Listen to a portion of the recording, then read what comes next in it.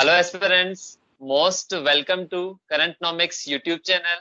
मैं हूं Abhishek Jain and UPSC civil services 2019 के नतीजे जारी हो चुके हैं और आज हम मुलाकात करेंगे यूपीएससी सिविल सर्विसेज के एक और टॉपर से जिनका नाम है मिस्टर अंकुश कोठारी, जिन्होंने यूपीएससी सिविल सर्विसेज 2019 में 429 रैंक यहां पर अचीव की है। आज का ये सेशन जहां पर हम बात करेंगे टॉपर्स माइंड मैप की, क्या उनके माइंड में है, क्या उनकी स्ट्रेटजी रही है, किस टाइप से उन्होंने इस पूरी प्रोसेस को एक पॉजिटिव वे में लिया है, तो वो आप लोगों के लिए एक इंस्पिरेशन आज बनेगी। तो first of all many many congratulations Ankush, आपका जो सपना था आज साकार हुआ है। बट हम करंट नॉमिक्स की टीम की तरफ से चाहेंगे कि आप वापस से आईएएस बनकर यहाँ पर आए, तो हमारी ढेरों सारी शुभकामनाएं आपके लिए है। तो थैंक यू सो मच। सबसे फर्स्ट क्वेश्चन आज हम यहाँ पर बात करेंगे। काफी सारे क्वेश्चंस हमारे पास यहाँ पर आए हैं एंड आपका ये थर्ड अटेम्प्ट था और साथ में थर्ड इंटरव्यू भी आपने दिया। तो ये जो पूरा का पूरा प्रोसेस है, क्योंकि पास्ट 2 इंटरव्यूज में आप सफल नहीं हुए थे और थर्ड इंटरव्यू में जब आपने रिजल्ट चेक किया, जब रिजल्ट आता है और पीडीएफ में हम चेक करते हैं, तो क्या आपकी थॉट प्रोसेस थी, क्या आपके माइंड में चल रहा था और क्या आपकी वहां पर रिएक्शंस थी? सर एक ये थर्ड अटेम्प्ट था और second interview and third mains था। मतलब I have written mains every time and interview second था। सर माइंड में ये चल रहा था कि I wanted to go through this time and यही था कि जो पिछले अटेम्प्ट में जो कमियां रह गई थी उन पे वर्क पूरा सही से हो पाया नहीं हो पाया, बस वही सब था। और जो रिजल्ट देखा गया एक्चुअली मेरे फ़ोन के फ्रेंड के कॉल से मुझे पता चला कि हाँ सिलेक्शन हो गया है। तो एक बहुत ही खुशी का मोमेंट था। एक it was an moment of Joy for me, ecstatic moment for me.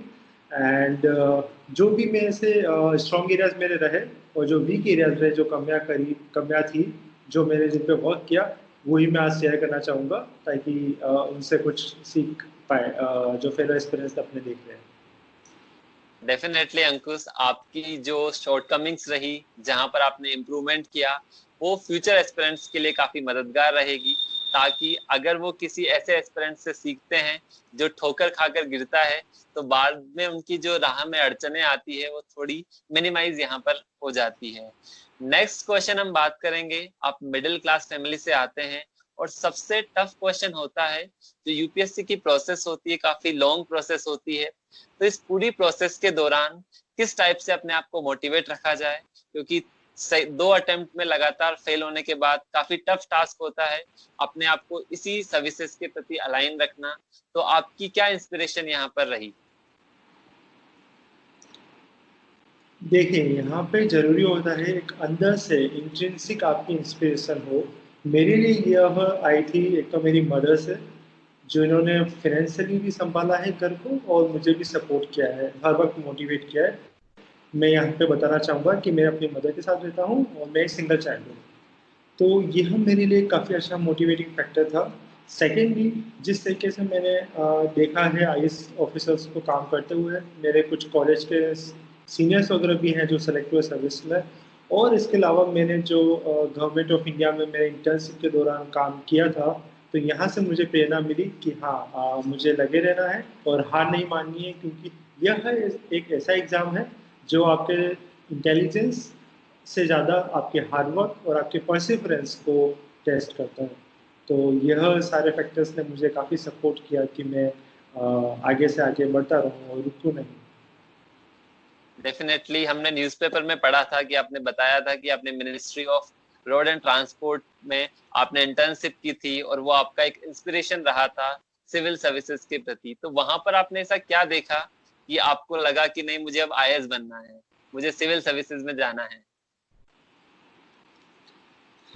उसके पहले जैसा मेरा बैकग्राउंड रहा है कि मेरा सिविल इंजीनियरिंग में बीटेक आईआईटी कानपुर से हुआ, तो तब तक मुझे एक लिमिटेड एरिया के बारे में पता था। इंजीनियरिंग हो गई और इनफैक्ट कैंपस प्लेसमेंट जो एमएनसी में हुआ था मेरा 15 lakhs पर एनएम का, तो वो सब एक जो एरिया है वो मैं किसी को डीवी नहीं करूँगा, बट आप एक लिमिटेड स्फीयर में काम करते हैं। वहाँ पे मिनिस्ट्री में मुझे पता चला कि किस तरीके से आप बड़े लेवल पे लार्ज स्केल पे प्रोजेक्ट्स का इम्प्लीमेंटेशन कर सकते हैं, उनको डिज़ाइन कर सकते हैं, इतने सारे लोगों को इम्पैक्ट कर सकते हैं एक साथ, और पॉलिसी मेकिंग, फॉर्मुलेशन और इम्प्लीमेंटेशन पार्ट में एक बहुत बड़ा अहम योगदान जो आईएएस ऑफिसर्स का रहता है। वो देख करके मुझे लगा कि हाँ, यही फील्ड है जहाँ पर मैं जाना चाहूँगा और वर्क करके कुछ कंट्रीब्यूट करना चाहूँगा, and to make my country proud, make my mother proud. I think that will be the that was the eye opener for me. Definitely जो पूरी मल्टी डायमेंशनल वर्किंग होती है सर्विसेज की, वही एक सबसे बड़ा ग्लैमर होता है जो एक मल्टी डायमेंशनल वर्क करने के लिए सब लोगों को प्रेरित करता है। अब नेक्स्ट क्वेश्चन, आपने जो आपकी पूरी प्रिपरेशन यहाँ पर की, सबसे इंपॉर्टेंट रोल होता है, कुछ लोग बोलते हैं आपको कोचिंग करनी ही पड़ेगी अगर यूपीएससी सिविल सर्विसेज क्रैक करना है, बट आपने पूरी की पूरी स्टडी यहाँ पर इंटरनेट के थ्रू, बुक्स के थ्रू, पूरी सेल्फ स्टडी यहाँ पर की। तो आपने किस टाइप से स्टडी को कंसोलिडेट किया, किस टाइप से आपने यहाँ पर प्रिपरेशन? जी, तो मेरा इसमें यह मानना है कि तैयारी के लिए दिल्ली जाना या ऐसा कुछ कोचिंग ज्वाइन करना ज़रूरी नहीं है। क्या ज़रूरी है वो है राइट गाइडेंस। आप इसके लिए अपने सीनियर्स से बात कर सकते हैं जो सेलेक्टेड हैं, या फिर आप टॉपर टॉप्स देख सकते हैं। आप इन सब एक्सपीरियंस से सीख सकते हैं, बट यही है कि जहाँ पे भी कर रहे हैं, भले आप अपने दिल्ली जाके करें या अपने शहर से करें, अपने गांव से करें, बट एक सही पाथ को फॉलो करें। दिशा सही होनी चाहिए और उस पर डटे रहे, यह मेरे हिसाब से इम्पोर्टेंट है। और मेरे को भी अपने अटेम्प्ट्स में यह सीखने को मिला कि आप 3 स्टेज होती है एग्ज़ाम की, प्रीलिम्स, मेंस और इंटरव्यू। तीनों पे फोकस करें, किसी को भी कम नहीं मतलब इम्पोर्टेंस दे, क्योंकि मेरे साथ ये हुआ कि मैंने प्रीलिम्स हर बार ही क्लियर किया है, अच्छे नंबरों से क्लियर किया, पर मेंस की शायद जैसे पहले अटेम्प्ट में मेरा ऑप्शनली प्रीलिम्स के टाइम तक तैयार नहीं था। तो ऐसा कुछ नहीं होना चाहिए। इम्पोर्टेंट फोकस हर एरिया पे रखें और definitely you will pass with flying colours. Definitely. एक और चीज है अंकुश, यहाँ पर जब हम इंटरनेट से तैयारी करते हैं तो इतना सारे रिसोर्सेज हमारे सामने होते हैं, ये पढ़ें वो पढ़ें, तो सबसे इम्पोर्टेंट चीज होती है अपने रिसोर्सेज को किस प्रकार से मिनिमाइज किया जाए, क्योंकि वही सबसे बड़ी की है यूपीएससी सिविल सर्विसेज के लिए। तो किस टाइप से आपने, चाहे वो नोट्स मेकिंग हो, चाहे रिसोर्सेज को कलेक्ट करना हो, तो किस टाइप से आपने वर्क वहां पर किया? जी, इसमें मेरा यह मानना है कि आप लिमिटेड रिसोर्सेज फॉलो करें, ज़्यादा डाइवर्स ना करें। यह इसलिए क्योंकि कितना भी पढ़ लीजिए वो ज़्यादा काम इसलिए नहीं आएगा, बिकॉज मेंस में टाइम की लिमिट होती है, स्पेस की लिमिट होती है। और अगर आपको बहुत कुछ आता है और अगर आपको एग्ज़ाम में प्रोड्यूस नहीं कर पा रहे, तो वो किसी काम का नहीं हुआ। नॉलेज बढ़ाने के लिए तो पूरी ज़िंदगी पढ़ी, यहाँ पे अपना फोकस होना चाहिए एग्ज़ाम कैसे क्लियर करें, how to ace the exam. So limited resources करें, और इसके अलावा जो नोट्स मेकिंग है उस पर मैं इम्पोर्टेंट काफ़ी फोकस करना चाहूँगा।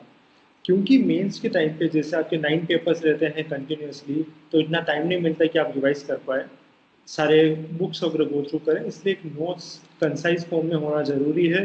आप उसको भले ही हार्ड कॉपी में बनाएं या सॉफ्ट कॉपी में बनाएं, यह आपके ऊपर है, बट उनको बराबर रिवाइज करते रहें।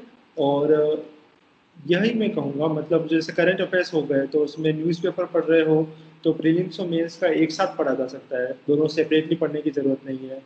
इसके अलावा जैसे लोग मंथली मैगजीन्स फॉलो करते हैं, मैंने खुद ने विजन आईएएस के मंथली मैगजीन्स फॉलो करे थे। आप इनसाइट्स के कर सकते हैं और किसी के कर सकते हैं। पॉइंट यह है कि एक सोर्स को फॉलो करें और उसको बार बार रिवाइज करते रहें। डेफिनेटली नोट्स बनाएं, रिवाइज करें, वही सबसे बड़ी की है इस एग्जाम को लेकर। And the next important thing है, आप स्टार्टिंग से ही काफी मेरिटोरियस स्टूडेंट रहे हैं।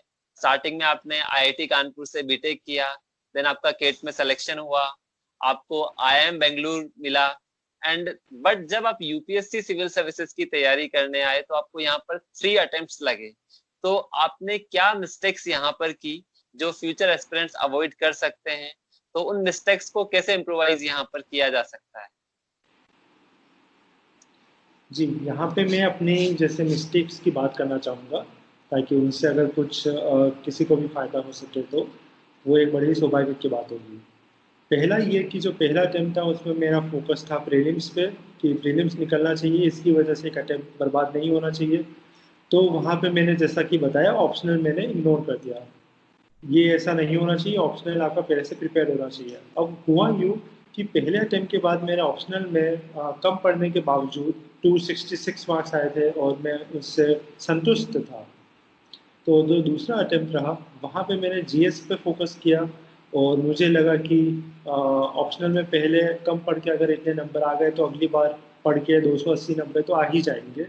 परंतु जो मेरा ऑप्शनल है एंथ्रोपोलॉजी, वो एक काफ़ी कॉम्पिटिटिव हो चुका है, बिकॉज ये काफ़ी अब आजकल लिया जाता है, बहुत लिया जाता है। तो दूसरे अटेम्प्ट में यह हुआ कि मेरे 246 रहे एंथ्रो में, और because of which you can say कि यह मेरे को लिस्ट से बाहर कर देने वाला मोमेंट रहा। जीएस और एसए में मेरा स्कोर ठीक रहा, अच्छा स्कोर रहा। तो यही है कमी की, जब आप मेंस की तैयारी कर रहे हैं तो पहली बात, आप जीएस को, एसए को, ऑप्शनल को किसी को भी इग्नोर नहीं कर सकते। हर पेपर मेक एंड ब्रेक हो सकता है, लिस्ट के लिए, आपकी सर्विस के लिए, आपके कार्य के लिए। तो यह एक इम्पोर्टेंट मैं बताना चाहूँगा फैक्ट। इसके अलावा प्रीलिम्स की रही बात, तो प्रीलिम्स में मेरा स्कोर ठीक रहा है, इस बार भी 135 140 मार्क्स शायद 200 में से मेरे आएंगे। तो प्रीलिम्स में यह है कि काफ़ी लोगों को टाइम लग जाता है प्रीलिम्स क्लियर करने में। मैं यहाँ पे यह कहूँगा कि ऐसा नहीं होना चाहिए, अटेम्प्ट प्रीलिम्स की वजह से ना जाए। तो इसके लिए आप एनालिसिस करिए पिछले 5-10 साल के पेपर्स का। और एक चीज़ यह होती है कि सब कुछ पता होना जरूरी नहीं है प्रीलिम्स में।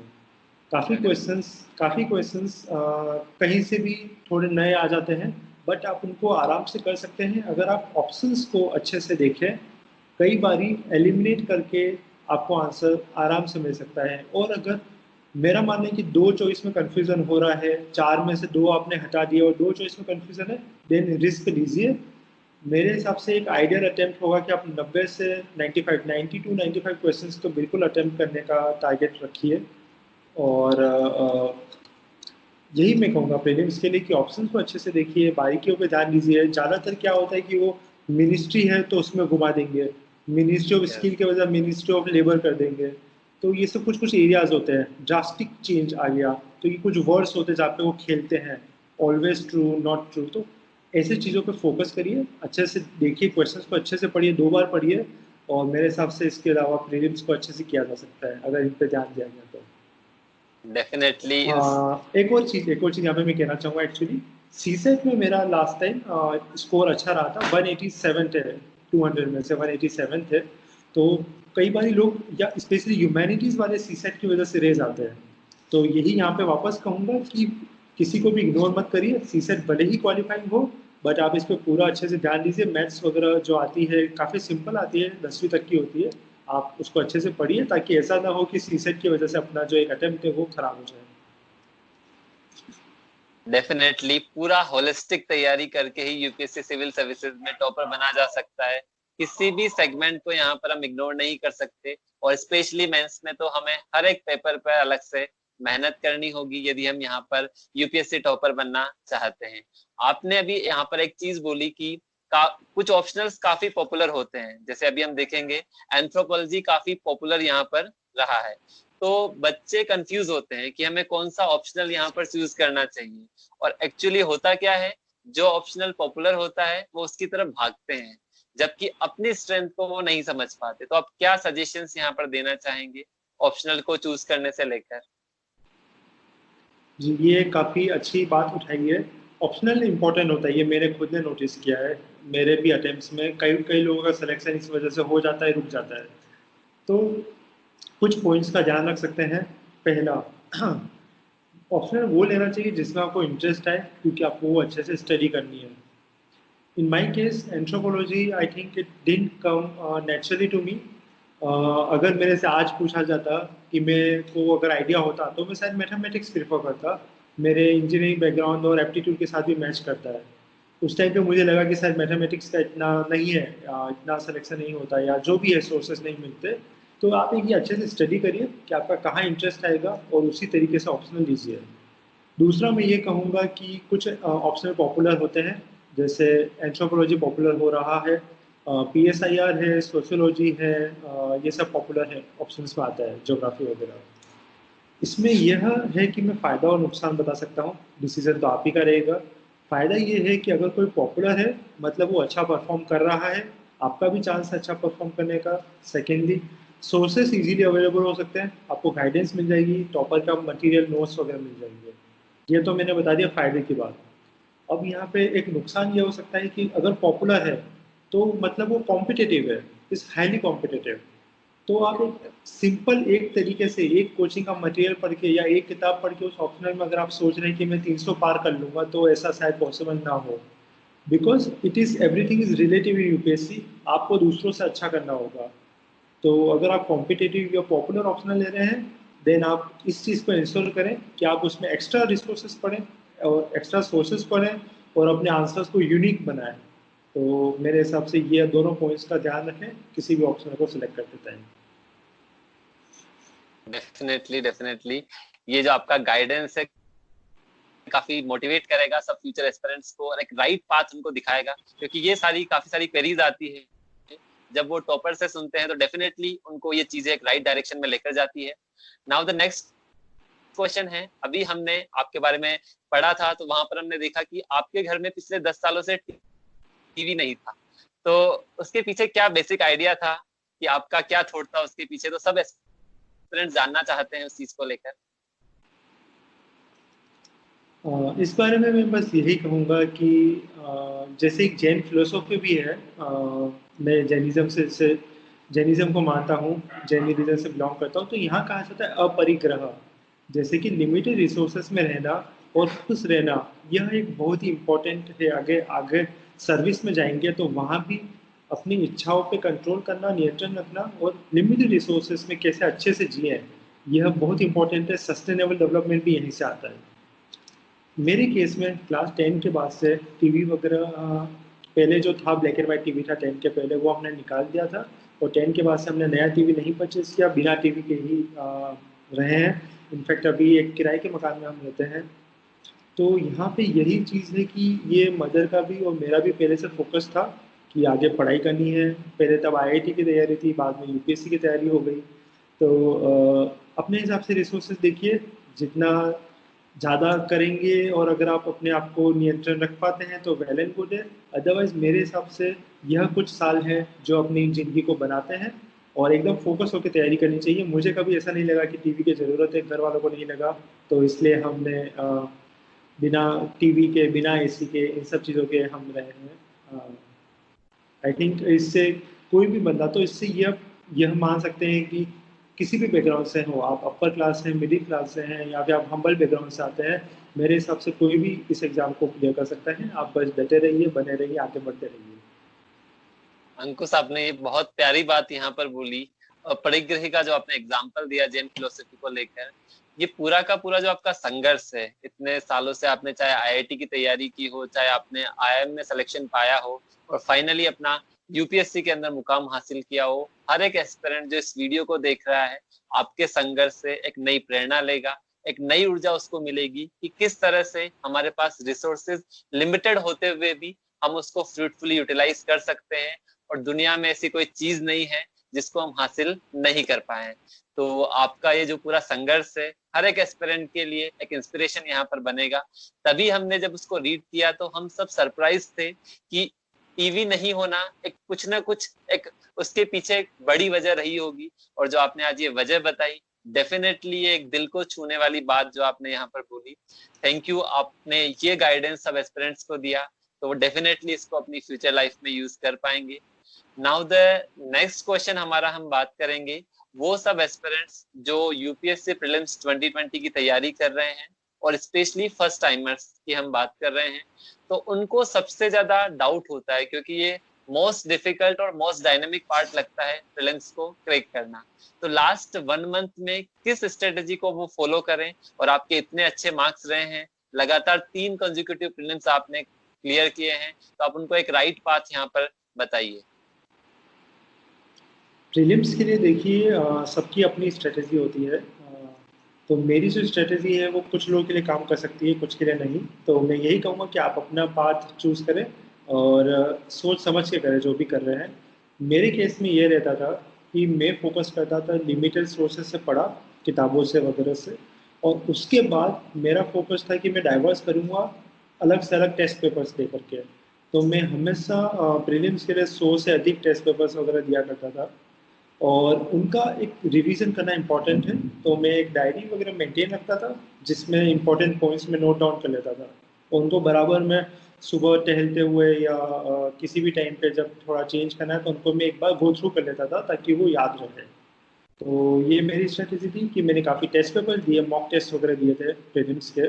ऑनलाइन अवेलेबल है, इजीली टेस्ट पेपर आजकल मिल जाते हैं। तो ऐसा भी आप कर सकते हैं, या फिर ऐसा भी कर सकते हैं कि आप जो भी सोर्सेस वगैरह से पढ़ रहे हैं उनको नोट करें और उनको बार बार रीड करते रहें, और उन्हीं के साथ आप अपडेट कर लीजिए अखबार वगैरह से। जैसे अखबार न्यूज़पेपर में आप पढ़ते हैं तो कुछ खबरें होती है जो प्रीलिम्स के लिए होती है कि कोई नई स्पीसीज डिस्कवर हो गई, नासा ने कोई मिशन भेज दिया, इस टाइप का कुछ चीज़ है, तो ये प्रीलिम्स स्पेसिफिक है।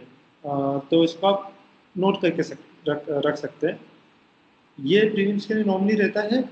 लास्ट 1 मंथ में मैं ये कहूँगा कि नए सोर्सेज से पढ़ने से तो फ़ायदा नहीं है लास्ट 1 मंथ में, और पिछले लास्ट 1 महीने का तो अखबार वगैरह से भी पूछा नहीं जाता है। तो इसलिए आप फोकस करें तब कंसाइज करने पर, और करंट अफेयर्स के चक्कर में जो स्टैटिक पार्ट होता है उसको भी अवॉइड न करें। यहाँ पे हाँ, यह एक ज़रूरी बात कहूँगा कि जैसे art and culture, ancient medieval वगैरह हो गए, तो एक बार भले ही डिटेल में ना पढ़ें बट एक बार पढ़े जरूर, क्योंकि यूपीएससी कभी भी कहीं से भी कितना भी वेटेज डाल के पूछ सकती है।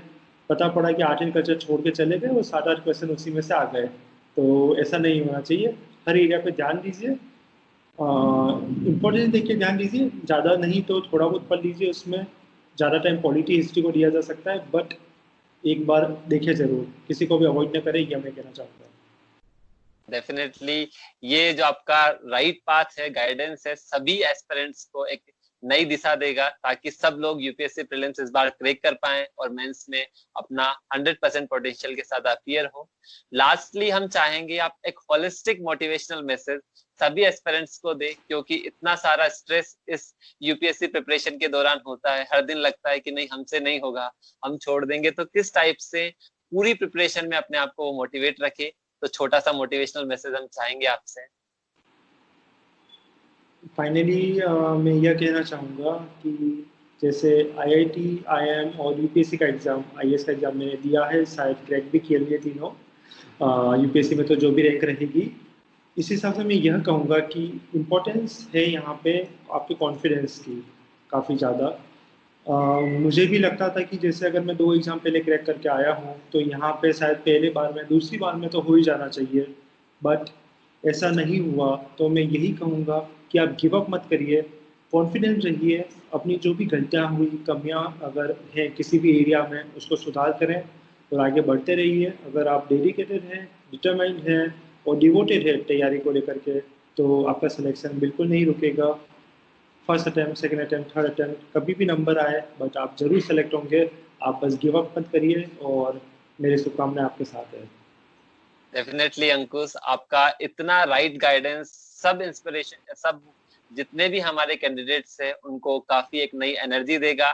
और आपने जो ये संघर्ष भरी कहानी आज बताई है, जिस टाइप से अपरिग्रह वाली बात आपने बोली है, रिसोर्सेस को लेकर आपने बात बोली है, डेफिनेटली ये गेम चेंजर होगी सब एस्पिरेंट्स के लिए। आपका इतना क्वालिटी टाइम करंट नॉमिक्स चैनल के साथ देने के लिए आपका बहुत बहुत धन्यवाद। पूरी टीम की तरफ से आपको ढेरों सारी शुभकामनाएं, और हम चाहेंगे आपका जल्दी ही नाम टॉप 10 के अंदर आप आईएएस बनकर वापस से हमारे चैनल पे आए। इसी तरह से हमारी शुभकामनाएं। Thank you Ankush. Thank you so much. Thank you, everybody. Thank you. And my best wishes to all of the future aspiring candidates in UPSC. Thank you. Thank you.